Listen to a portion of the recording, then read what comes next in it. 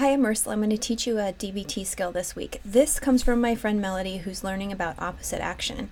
And when I say skill, I mean something that you can do when you feel like crap, when you have to be around people you don't like, when you can't sleep in the middle of the night. This one is called opposite action. Opposite action in one sentence is doing the opposite of what your urge is in order to feel differently. So what do I mean by that?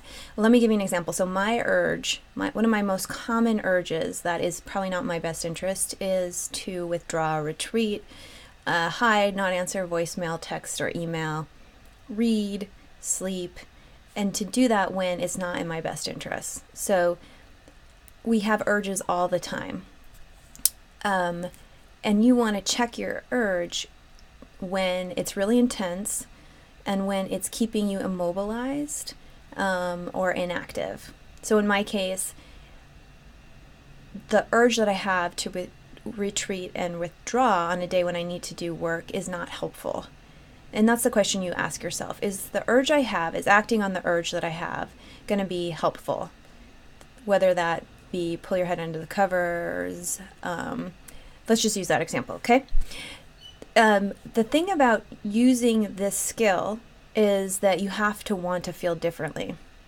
So let's say I've decided, well, my urge is to withdraw, and then the question is, do I want to feel differently than I do right now, which is yucky. And if I don't, then I'm not going to use this skill. But if I do this skill strategy tool called opposite action, then I will use it. So quick tips about opposite action. One is that there is no step that is too small, meaning that if getting out of bed and walking to the kitchen sounds like running a marathon, then you don't run the marathon. You do the first very small step, which is to reach over to your phone and text your friend and say, I can't get up.